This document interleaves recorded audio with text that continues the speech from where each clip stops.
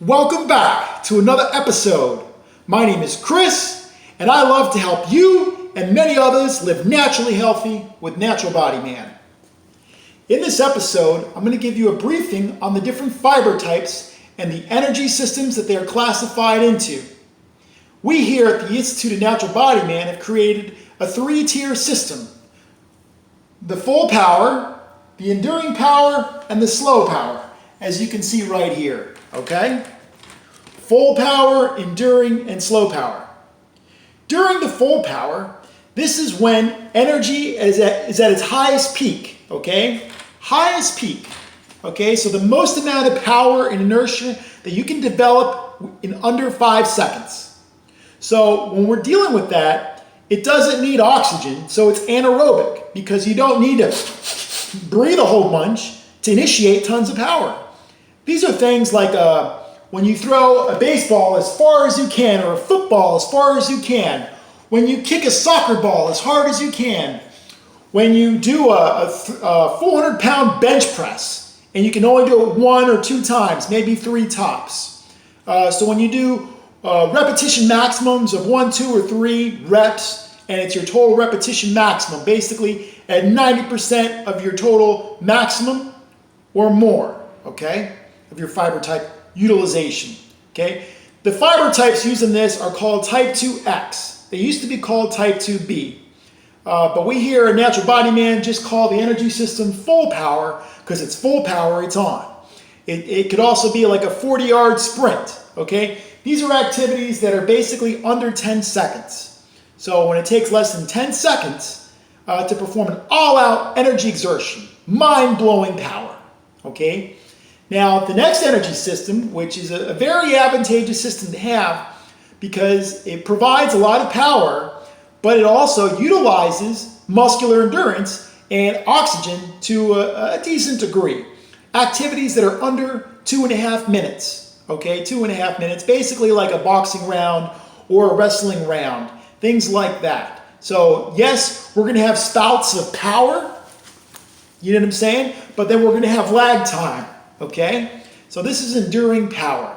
Okay, enduring power. This uses type 2A fiber types. Okay, as we see that right there, type 2A. Okay.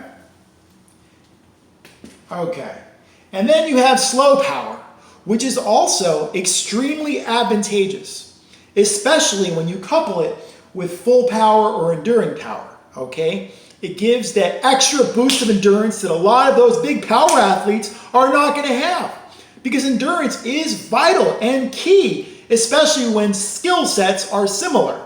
So usually the one who can keep going on and on without getting out of breath is usually the victor, okay, when the skill set is near the same, okay, in activities.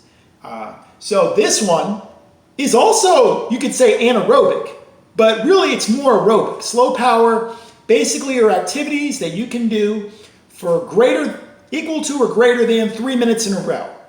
And that's when it will utilize over 50% of the slow twitch fibers, which are type 1. It uses type 1 fiber, and it utilizes them utilizing oxygen as the main energy form,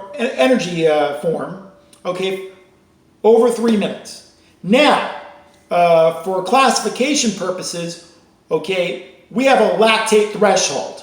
So eventually, if you utilize a certain percentage of anaerobic fibers, meaning type 2A or type 2X, you're going to burn out.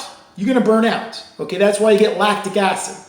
So we have basically, when you perform activities for over 15 minutes in a row, in most cases, that is under your lactate threshold. So that means that we have a lactate threshold where if you exercise at a certain intensity that's pretty high over the lactate threshold, you cannot continue that. You will eventually burn out. But if you are so conditioned and you are underneath the lactate threshold, then you can perform the same activity with the same range of motion for over 15 minutes. That is totally aerobic exercise. That is totally aerobic exercise. Okay, so aerobic exercise can be like a slow jog, okay? slow jog. It depends. It depends who you are and what fitness condition you are to determine whether an activity is slow power or not. Okay. For instance, I mean, if you are a girl who's got 9 or 10% body fat, is pretty strong, can go and jog for 45 minutes in a row without stopping, without walking or anything, then probably, most likely, you can do a 5 or 6 mile per hour jog, and that would be considered slow power because you would be able to continue jogging at that pace underneath the lactate threshold because you're jogging for 45 minutes in a row. Okay, but let's say we increase that pace now, and now you're jogging at 10 miles an hour, okay, which is a 6.5 minute mile pace, I believe. 6 minutes, 6.5, either 6 or 6.5. So let's say you can only keep that up for 10 minutes. Well, you're still aerobic, but you're underneath the lactate threshold. So it's not considered aerobics.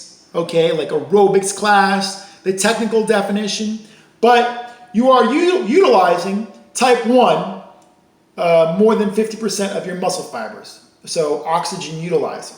So technically that is the main energy system that is used, okay? So all of these energy systems are very special and they're very advantageous to have each and every one of them. For if you have a lot of slow twitch, you're probably very quick, nimble, can move around, have a lot of agility, but too much slow twitch, not enough full power, you might be lacking power. Now don't get me wrong, if you can move very quick and everything, you probably got good power for your size. But full power is very advantageous too, because this is full power. I mean, it's an all-out sprint hard. So, and enduring power is kind of like the best of both worlds. Okay? So do some more research on your own, and I'm sure you can give a great testimony for all your workouts and things that you found out in your exercise and your exercise research training. So I hope you enjoyed this video. Please like it, and remember, have fun and exercise. Yeah! Oh yeah!